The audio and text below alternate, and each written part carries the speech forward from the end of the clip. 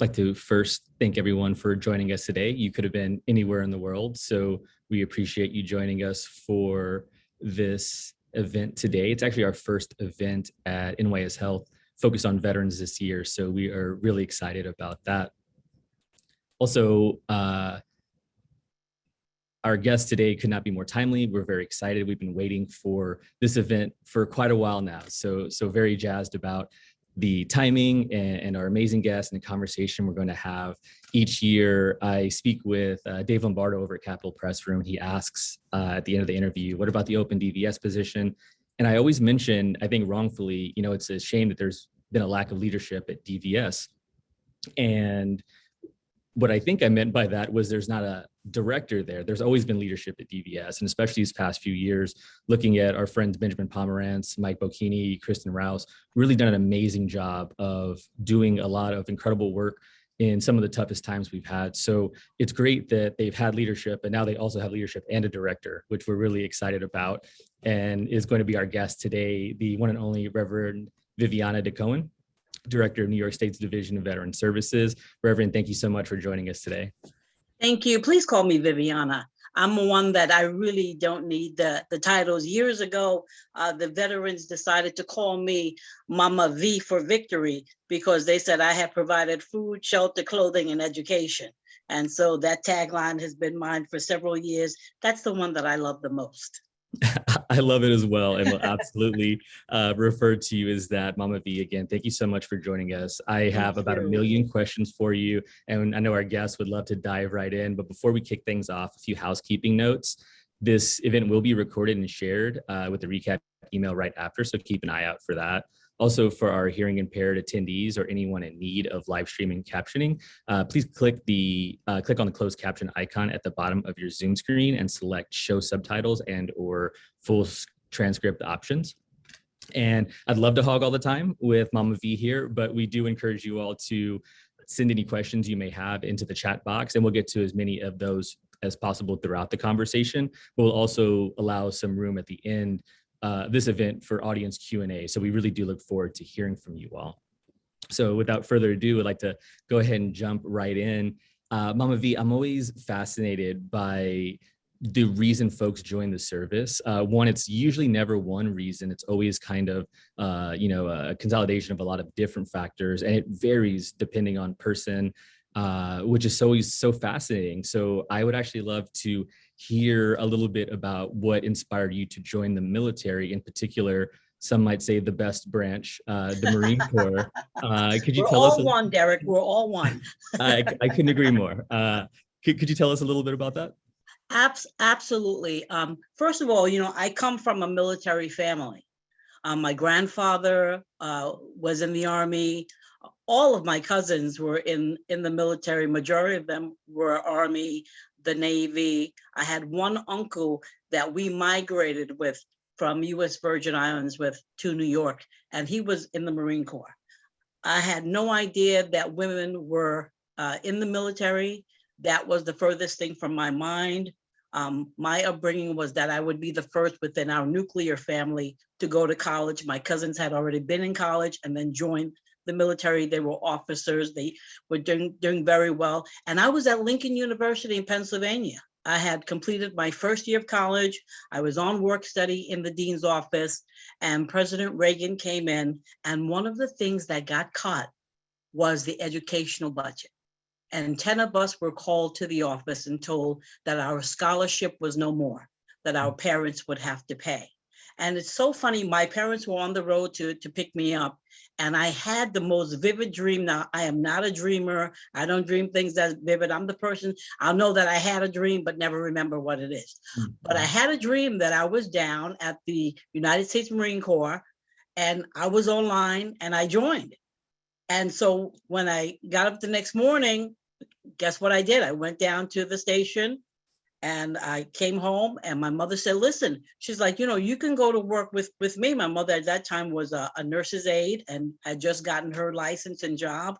And I says, no, I joined the Marines. And my parents said, are you crazy? They're going to kill you. You're not going to make it. And when I announced it at my church, the response was even worse. I was 95 pounds. You have to understand. I was very timid. very, very shy, would hide from my own shadow. And so they had money bets in the church. They bet in front of me that I would never make it. Oh, no. And I mean, I'll put 50, I give her one day. She'll never make, as soon as they yell at her, she's going to be out of there. And so, yeah, that's what had me. And I'm going to tell you honestly, when I got there and they announced that we would be the last females to experience the male Marine obstacle course, I wanted to turn around and run.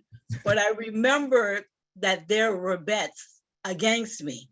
And so everything that I had to do, listen, I made sure I did it. I did it. Even though, first time out, I have to admit, I threw up on my drill instructor's shoes, and had to scrub the floor with my toothbrush. And, and we did so many things that a lot of people, right after us, even the day that we graduated, they were rappelling off of a water tower. And here we rappelled off of a mountain.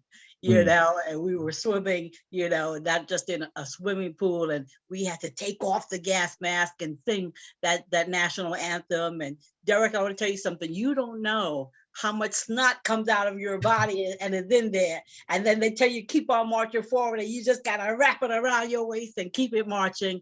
And, the 10-mile humps, it was the best thing that I've ever done. But that's how I got in, not realizing I was going to be the first woman in my family to join the military, or that it would even lead me here. It's just amazing. That's so fascinating for so many reasons. I think just in general, a cool story. Also, I think a lot of folks would consider waking up in the Marine recruiting office a nightmare and not a dream.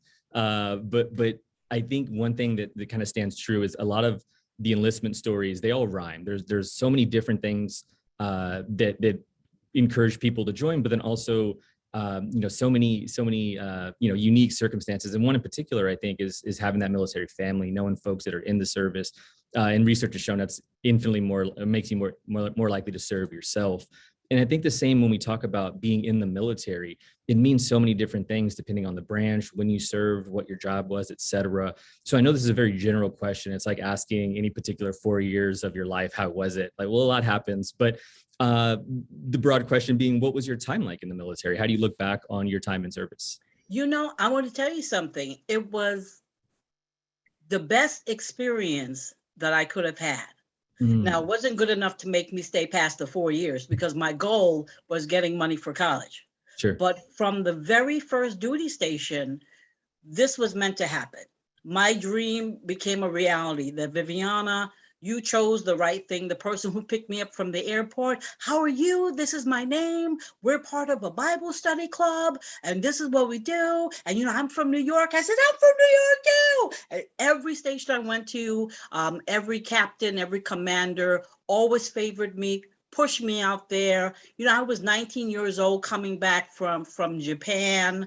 And I had a young lieutenant, and the gunnery sergeant who was in charge was busted down to a private. And he says, come here. He says, you're going to be in charge. I said, I'm only 19 years old, right? He says, listen, he says, you can do it. He says, I see leadership in you. And I'm like, what are you talking about? I'm just coming back from Japan. I'm 19 years old. And listen, I was in supply. We went from performing 1,000 transactions a month to over 5,000. And we went from the worst to the best in the battalion. I still have my meritorious mask, which I'm so proud of. And that the group under me, some of us were the same age, but a lot of them were older, that they allowed me to even come in there, and to lead them. There was like no questions asked. They were like, well, I don't want to do it. So, it's on you. And then we did it. We rose through the ranks. And so, my time there was absolutely fantastic. I was favored everywhere that I went. I did very well. And I know had I stayed in, it just wasn't meant to be for me. My sights were on school. And unfortunately, when I was offered a full scholarship to get out, I had to turn it down because life took a very different turn for me.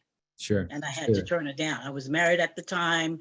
The husband and I didn't stay together. I had 2 small children, and unbeknownst to me, he left in a different direction, But when he left, he stopped and took the money. And so things fell very, very hard on me. I was already out, getting ready to go to school, but I had a job. The economy tanked the same time. This was in 97. And when I went to get an advance, they said, Viviana, we have to give you a pink slip. We know that you heard about, all of these stores closing up, and at that time in Camp Lejeune, North Carolina, they did not have any social services. And so they says, well, ma'am, we're sorry to tell you, the economy just hit. There's no social services. Navy Relief was tapped out. Red Cross was tapped out. Welfare says, ma'am, this is not New York, sweetheart. You have to apply and wait 45 days. We have to try to find your husband. And I'm so sorry. And I says, well, listen, my mother's out of the country. And I says, I'm here by myself. My grandmother in New York is out of the country. His grandmother was out of town on a church trip. I had no one. But this is the thing that I tell people. The military will give you a resilience, Derek, that will carry you through your life, whether you've been out 2 years, 10 years, 30 years, or 40 years. There is something in you that although your back may be against the wall so much so that it feels like it's against the floor, that which they have instilled in you is going to allow you to rise up every time and continue to put your foot in front of the other. And that's what the military does for us. It allows that resilience so that no matter what you go through, you'll always be able to get up and keep marching forward. That's why, you'll always see at the end of a lot of the letters or things that I write, I'll write, keep on marching forward. Mm-hmm. Absolutely. As long as you're not marking time, you'll be all right. Exactly. There's so much there. I'd love to kind of, unpack. And I think the funny thing is there's so many similarities just between our service, certainly in the military, being in Japan. And I tell folks, I feel like I got really lucky because I did have a lot of great people that looked out for me, and they didn't really have to. I mean, you take care of your Marines, that's a given, but to kind of go a little bit extra, there's nothing that says you have to do that. And I was on the receiving end of that, and it really benefited me. I had a very tough 4 years, but the most rewarding and impactful 4 years of my life. And to your point, it really set me up to be in a better place no matter what I was doing after that. One thing in particular, though, I think that this common thread is, when you enlist, when you serve, there's so many common threads within that, but then it's also so different. You mentioned, issues with your family, being a mother, being married. I was a single guy. All those things were, not on my plate, and obviously would have made things a lot different. But I think that continues into the transition as well. We talk about veterans transition as if it's this one thing, but you kind of already touched on it. One thing I bring up often is this Mike Tyson quote where he says, everyone has a plan until they get punched in the mouth. And I feel like sometimes that transition is like that. You feel like I'm going to get out and I'm going to go to school. And I got out in December 2008. So the whole, global economy just crashed. So I had a plan and had to kind of figure it out shortly after. But would love to hear a little bit more about your transition. You kind of mentioned a little bit, but could you tell us more about what that was like for you? Absolutely. First, let me remind everyone, and a lot of people don't realize when you have children and you're utilizing on-base services, like for the daycare, I had 2 children. I was paying $150 a month. Not a day, not a week, and no one tells you, and you don't think to research these things. You come home now and daycare is $600-700 a week.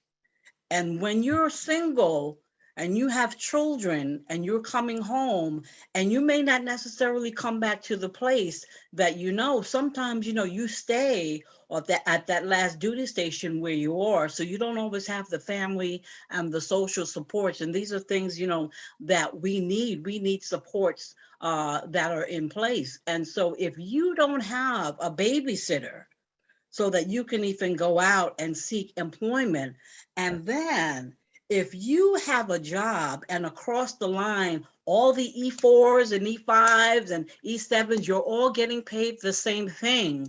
And then now you're coming out to the civilian world, it's not the same. We're not getting paid the same thing. Now, what if you're an officer? I have friends that are officers and got out a few years ago, and they said, you know what? They said, I was never into the saluting, but my title meant something. And now I'm home, and it's true. We still get up early in the morning. I was the first one up in the morning. Look, I'm ironing my underwear and wondering why everybody, why my sisters asleep? Why is my mom and dad asleep? It's 6 o'clock in the morning. It's late. And it is such a transition that people don't understand. It's a different world. And if you don't have support, if you have not heard what groups are out there for you to join, because I tell people, for us as veterans and for those who've served, because everybody's still not sure if they're veterans, but for those who've served, it never ends for us. We serve God and country. We're always serving our family, our friends, and then we're community.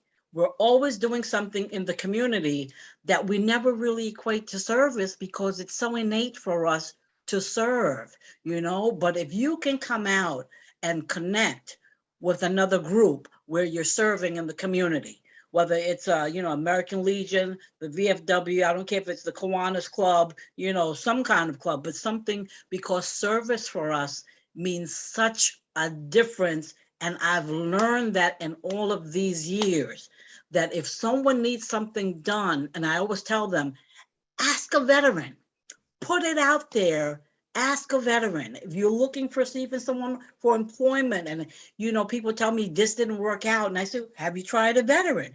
And they ask me, well, what's the difference? They'll show up early.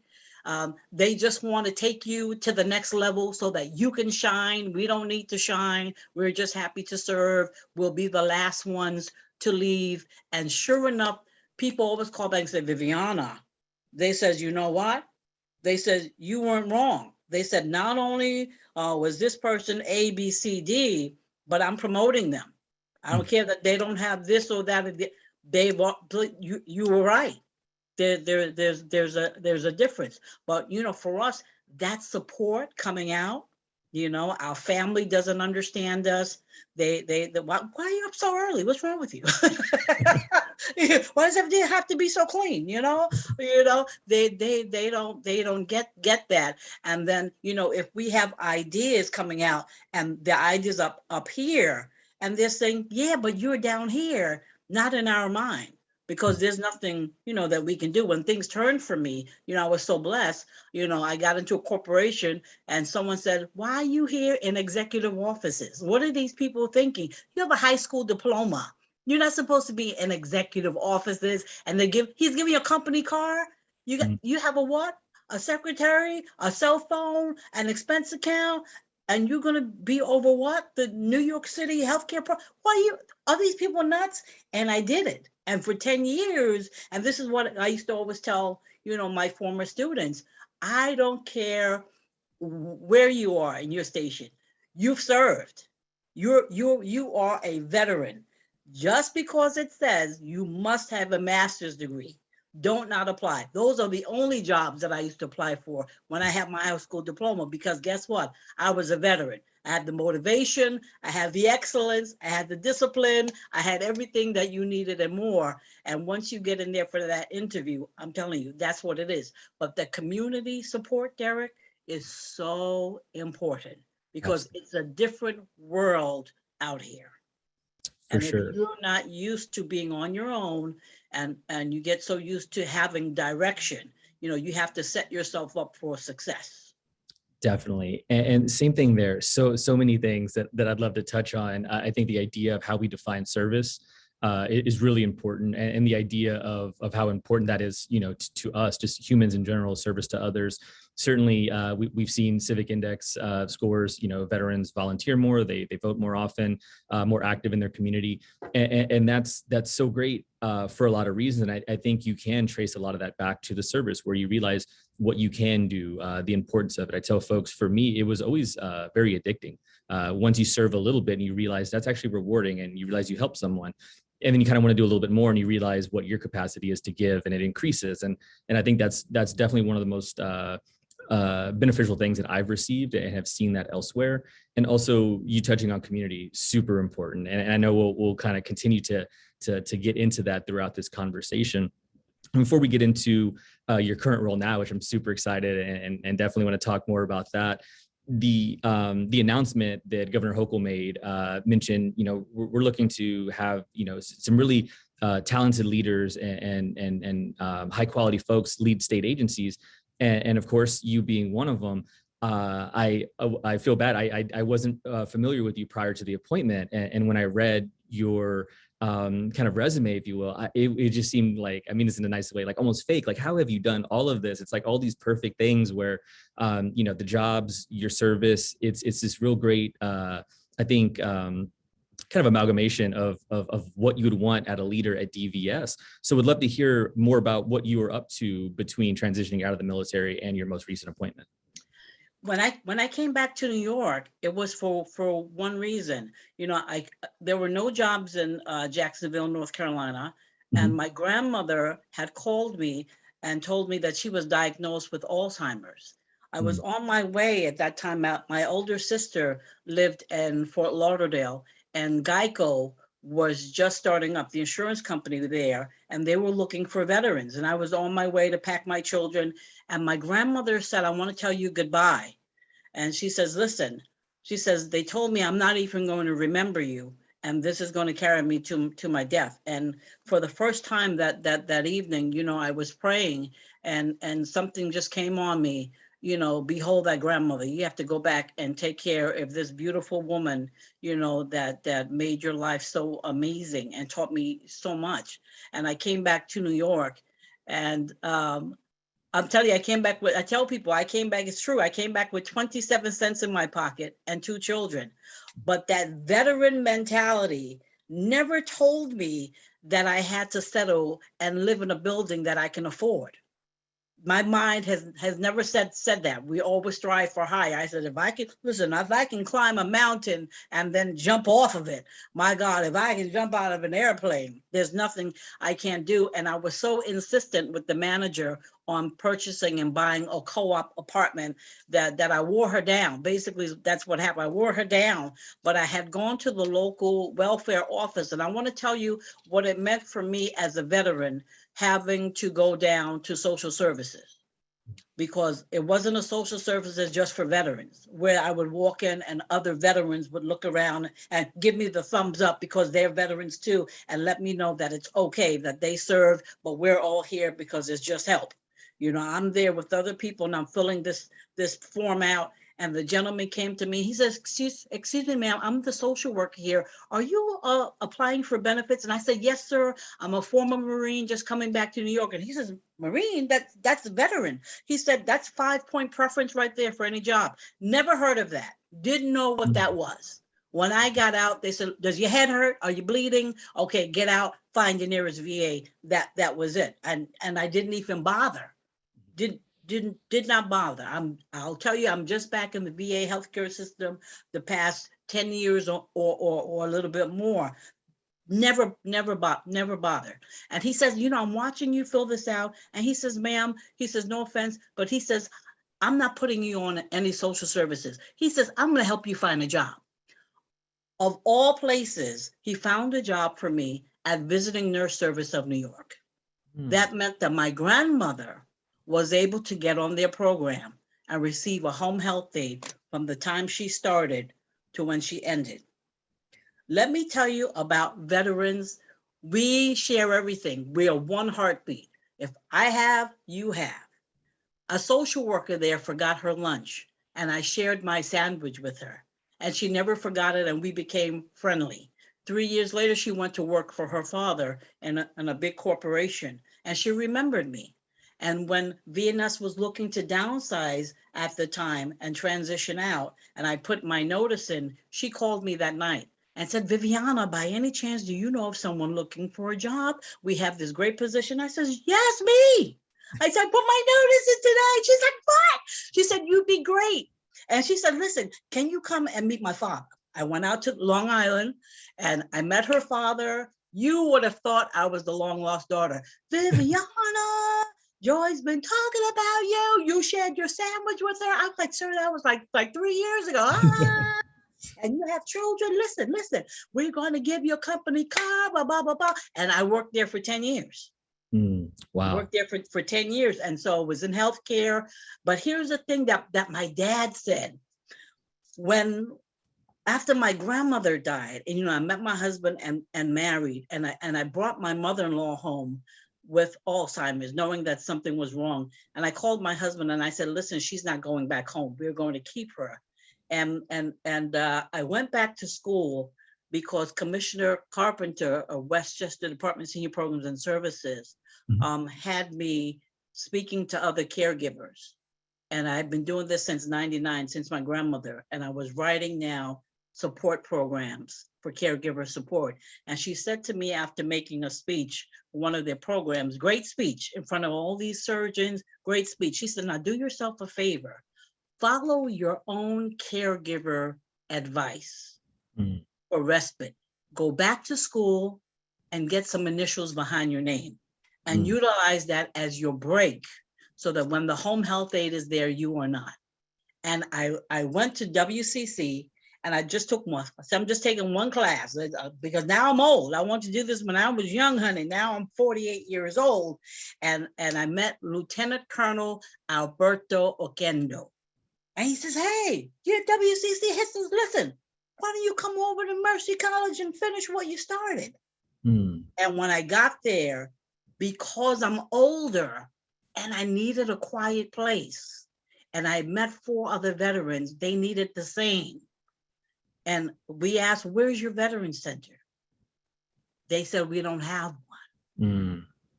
That started this whole thing. And my dad reminded me a few months ago, he said, I'm not surprised that you're working with veterans. He said, you were taking our food and taking it in the Gosh Door streets to feed the homeless vets. And I said, that's right. I used to take the bologna and cheese, that was big back in the day.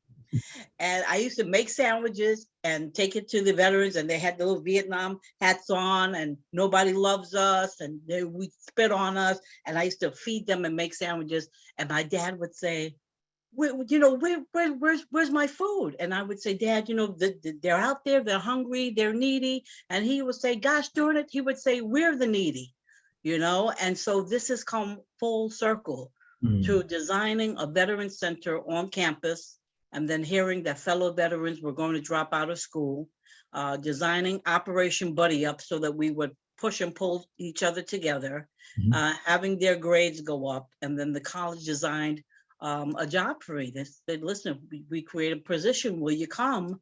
And 200 plus veterans later that came in to finish their associates, we did Operation Buddy Up and they got the bachelor's. And then we did Operation Push and pushed them to masters.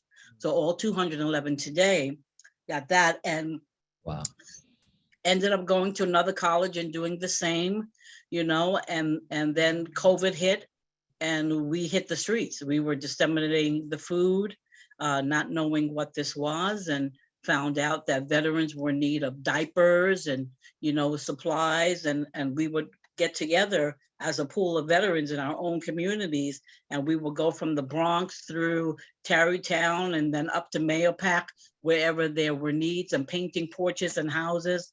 And then Concordia College hired me to do the same there. And things moved very quickly. And I got an award. And at that award ceremony, I got a proclamation. And the woman who was running for mayor, thinking about it, from Mount Vernon, was there. And she said, listen, she said, I've been watching you, do your things with the veterans. I'm thinking about running for mayor, and I want you to be my veterans commissioner. My first day there was a veteran in a distress call. I've lost everything. I'm a veteran. I have a job interview in an hour. Can you help me? We met her at the local Target. I brought back 3 racks. The veterans from the community came to meet me and introduced themselves. And I said, listen, we have to turn my office into a veterans resource closet. We have to ensure that no veteran goes through what I went through all those years ago. And we put it on Facebook. And this is what I'm talking about when I say support, because in an hour, people from the community and organizations and people from designers saw that post, and in an hour we had brand new clothing.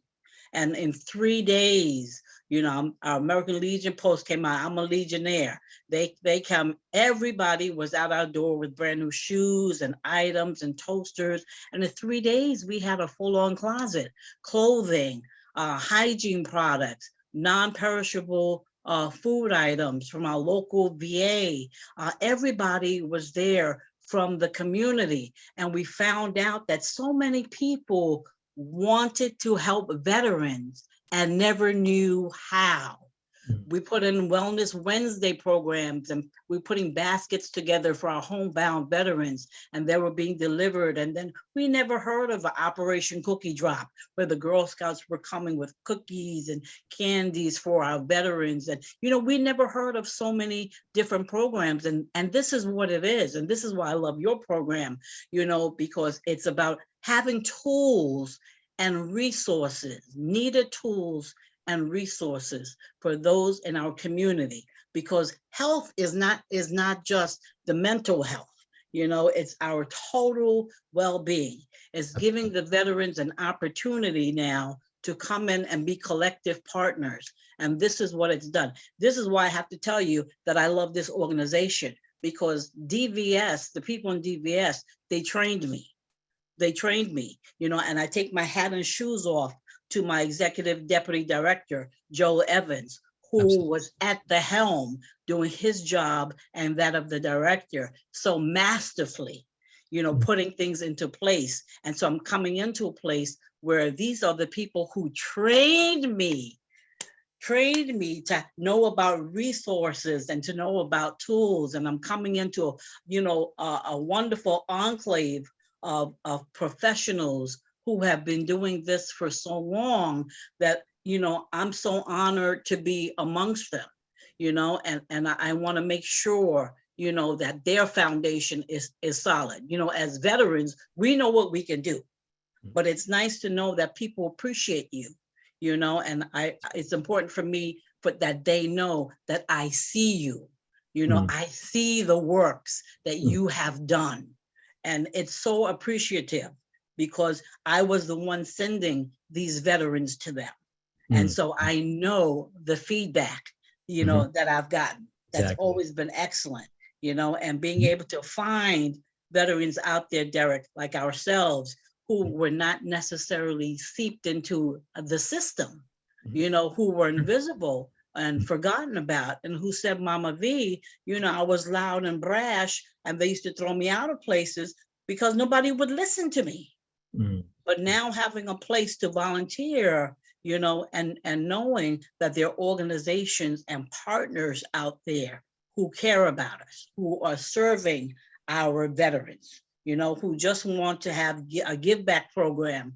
I used to always say, if we could bounce a basketball and do this, everything that we would have need of and think of would be at our door. No questions asked. We're not beggars. We shouldn't have to beg for anything. One of the things that I do want to say, just to let you know, that broke my heart, being over at the service agency, was that because of COVID, so many of our active duty people in my community are in need.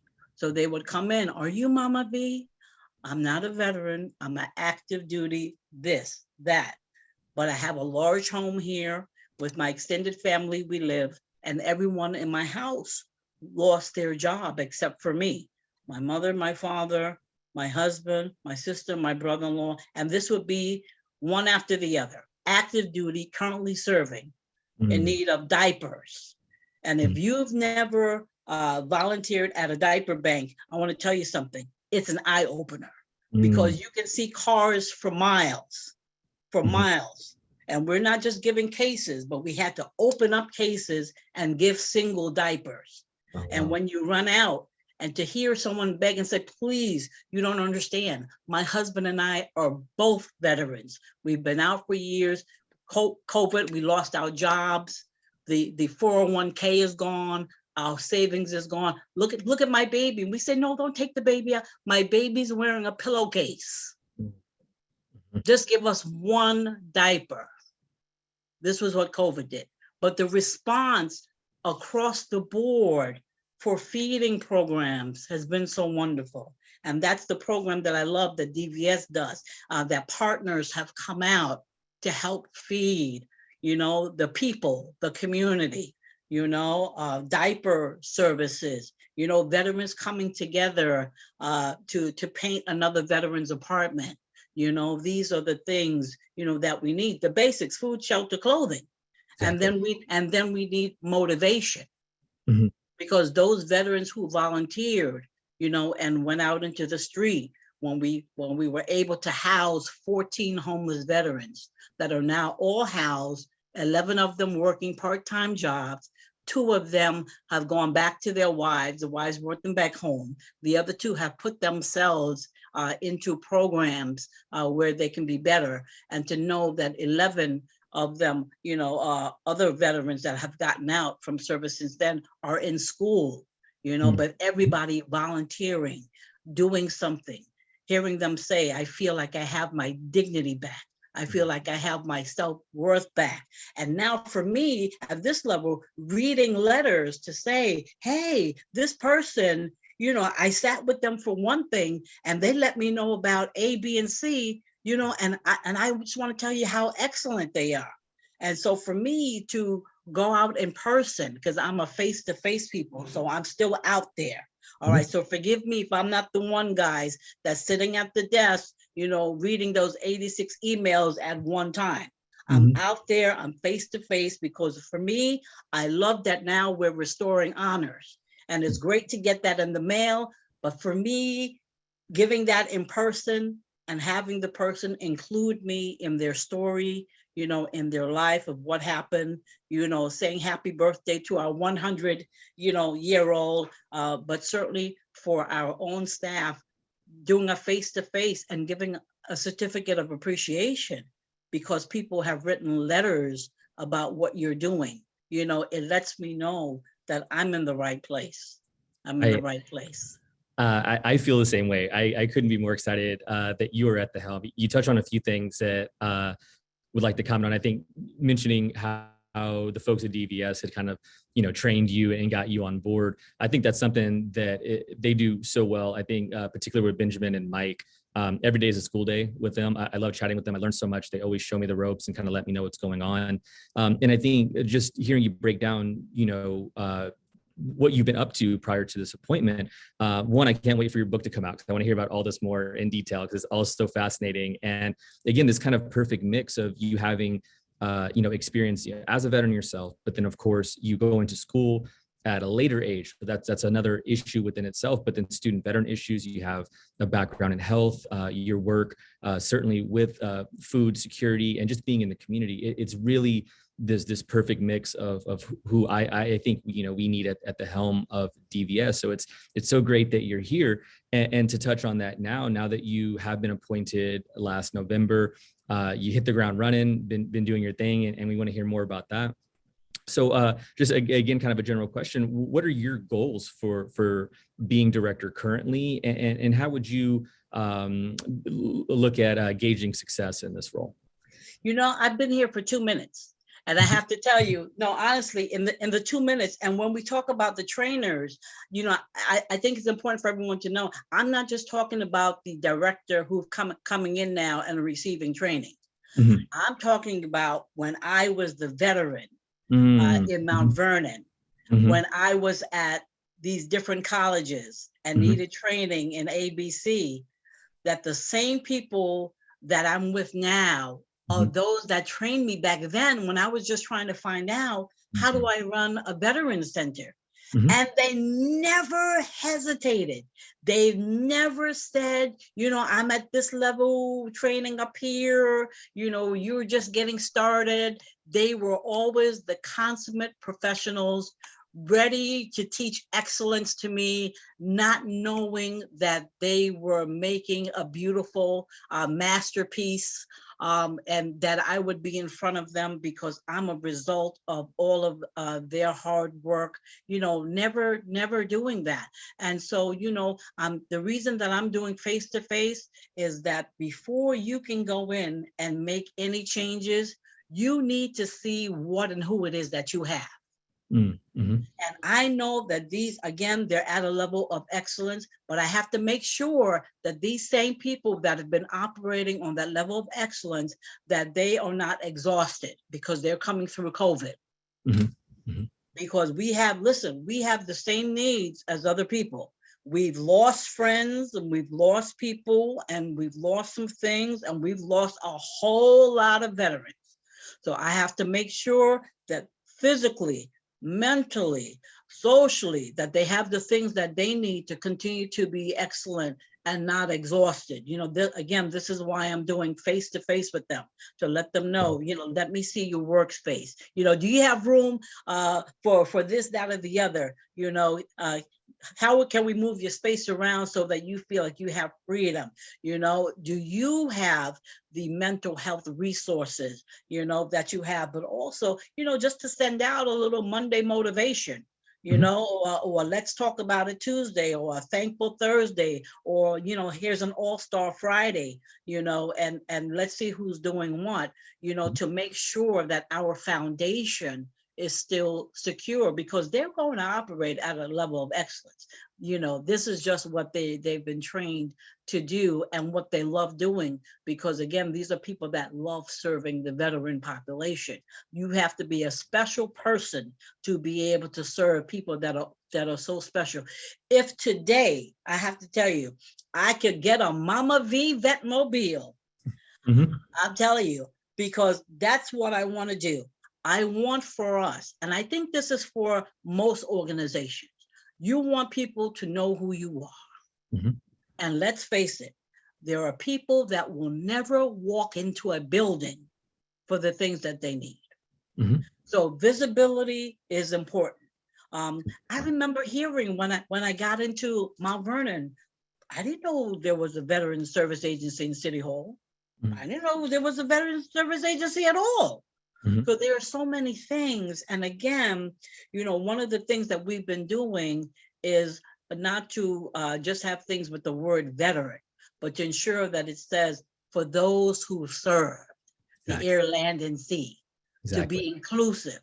All right, for women, for LGBT, you know, and we have had programs on these things. We just had our first Black History program, you know, and we were able to celebrate Women's Month in March, and the Transgender Visibility Day, and the Welcome Home Vietnam, things that we were not hearing before. And now you can go to your supermarket and you can see a flyer to say that we're here, we see you, but also, you know, let's get some visibility out there. And I'm talking to all the organizations that's on now, because I know some of them now. You know, let's get our little Mama V mobile, a mobile that's wrapped, that on a Wellness Wednesday, this town knows that outside the supermarket or wherever, you know, this organization is going to be there, you know, and we see spatterings of different organizations, but to let them know that this is when we're going to be here.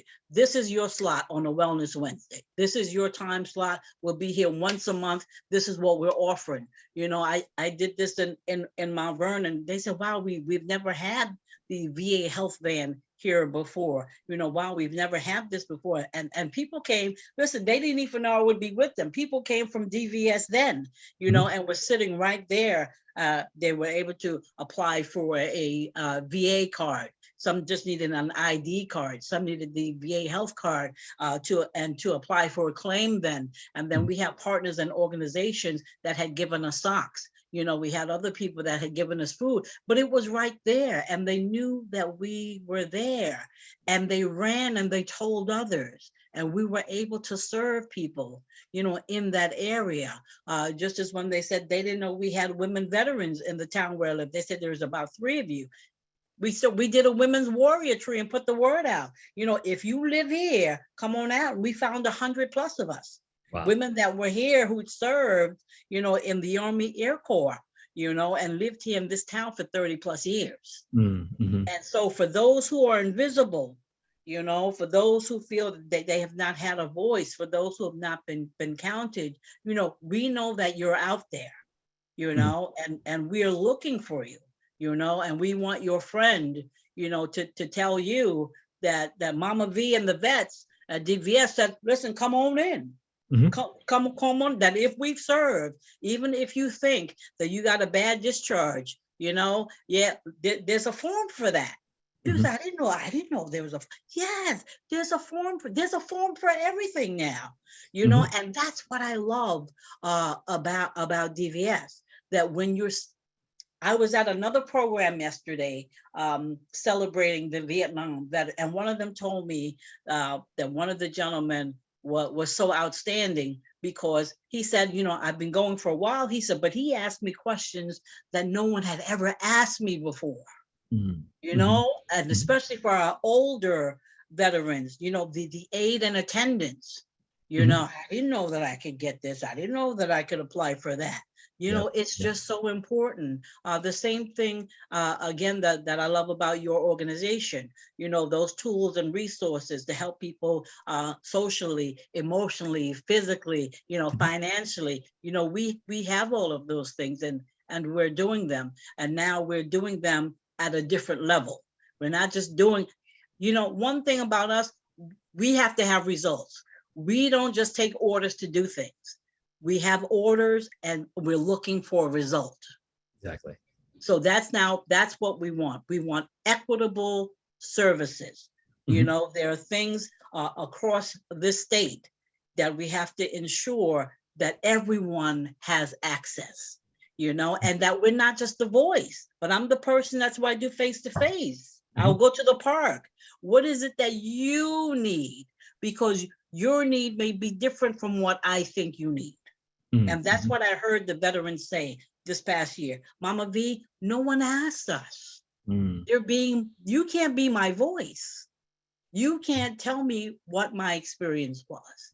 You have to hear what it is, that I need, and I'm so glad that I'm able to sit with the vets and they're allowing me to come in and share their stories of what it is that they need. Yeah, and we appreciate that too. I think again, you touch on so much that's really important, and I think the idea, hopefully, of this event in particular would be to help get your voice out there, letting folks know that you're going to lend an ear, so they can let you know what the issues are.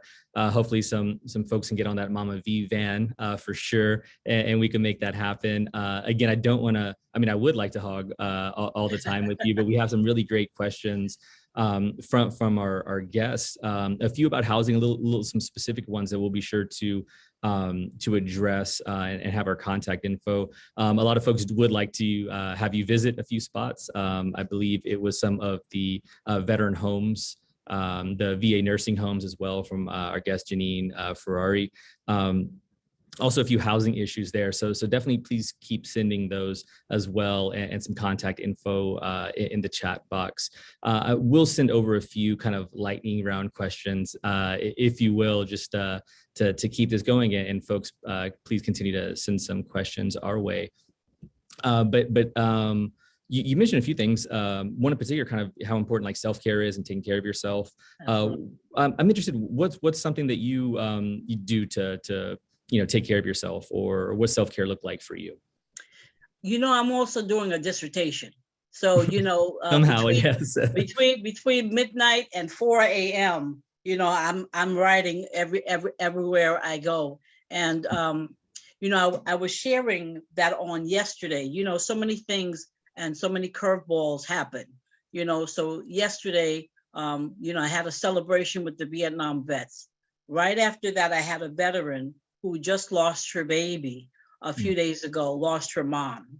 And so she called because she needed support. And then I had a veteran who lost his dad, and we just found his dad after 35 years apart just a few months ago. And then my veteran who designed the closet, I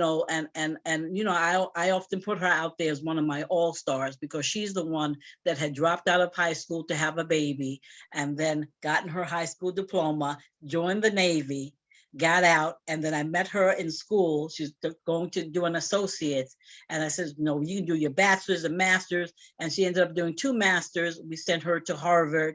She has businesses, but she called yesterday through another friend, because her brother had an asthma attack, and he went into the street, and the ambulance apparently didn't get there in time. He ended up on life supports. Mm. And we got the call because she's by herself having to make decisions, and he's also an organ donor. So, things can change on a dime. And then we just had a murder in our community, and we were asked to go out, and be counselors, and for Mama V to go out and just give these teachers a hug. And so, I thought I was in for the evening and ended up going back out. And sometimes you don't come back in till 1, 2 o'clock in the morning, and I was thinking about, all the things that can happen in just 24 hours, and so for me, I'm so glad that I have a husband who's equally as busy, who says that on Friday night, it's our movie night. Mm-hmm. Every Friday night, it's our movie night. No matter what's going on, we're coming home, we're getting some food that he's bringing in, or we're cooking something crafty, and we're turning on Netflix, and we're not answering our phone. We're enjoying our daughter. And then once a month, we'll do a weekend, in our little spot that we have that's away, and put someone else in charge of the church sometimes, and just turn it off, because you have to be able to turn off that dial. And I tell people, caregiver stress is real. And, the numbers are ages 18 to 59, 27% chance that you'll die before the person that you're taking care of. And age 60 and over, it jumps to 66% chance. Mm-hmm. So, you owe it to yourself. I tell people, especially if you're a veteran, listen, you owe it to yourself. You've served God and country. And if somebody told you if you did not take a caregiver break, they would hurt your family, it would be a no-brainer. And if you can do things for somebody else, please be sure that you can do that for yourself. Take care of yourself, because you're needed. You're still valued. All right. Yes. Your self-worth and your dignity from the military, no one can take that away. What you've done, everyone cannot do. And the excellence that's in you is not going anywhere. You're worthy, and you have everything that you need in you to continue to keep it marching forward.